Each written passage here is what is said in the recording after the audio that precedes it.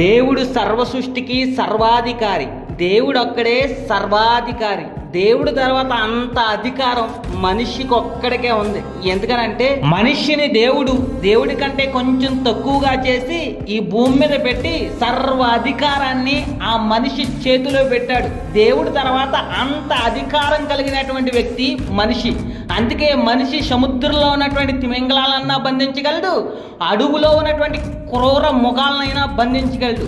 మనిషి సాధించలేదంటూ ఏది కూడా లేదు, అంత బలవంతుడు. అయితే అపవాది ఆ బలం మనుషులకి తెలియకూడదు అని మనుషులందరినీ మోసం చేసి దేవుడికి విరుద్ధంగా పాపం చేసేలా చేసి దేవుడికి దూరం చేసి మనుషులు చేసిన పాపాన్ని పదే పదే గుర్తు చేస్తా ఆ పాపాన్ని బట్టి బలహీనులుగా మార్చి ఆత్మహత్య చేసుకుని చచ్చిపోయేలాగా ప్రేరేపణ కలిగిస్తుంది. దేవుడికి భయపడమని బైబిల్ చెప్తుంటే మనుషులు దేవుడికి తప్ప అన్నిటికీ భయపడి బలహీనులుగా మారుతున్నారు. నా పాపం ఎక్కడ అందరికీ తెలిసిపోద్దో, అందరి ముందు నేను ఎక్కడ అవమానపడతానో అని ప్రతి క్షణం కూడా భయపడతా బతుకుతున్నారు. కానీ దేవుడు అంటున్నాడు 360 సార్లు భయపడొద్దు అని దేవుడు బైబిల్లో రాయించారు. యేసుక్రీస్తు పుట్టిననే మొట్టమొదటిగా దేవదూతలు మాట్లాడి తెలుసా? భయపడకుడి, మీ పాప విమోచకుడు పుట్టాడు.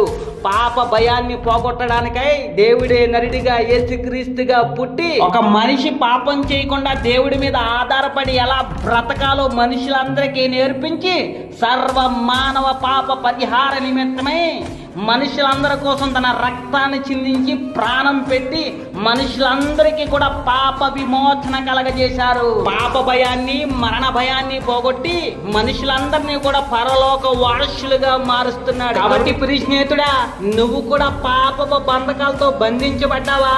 నీ పాపపు బంధకాల నుంచి విడిపించి నిన్ను పరిశుద్ధుడిగా మార్చి నిన్ను పరలోక వారసుడిగా మార్చే ఒకే ఒక దేవుడు ప్రభువైన యేసుక్రీస్తు. ఆమేన్.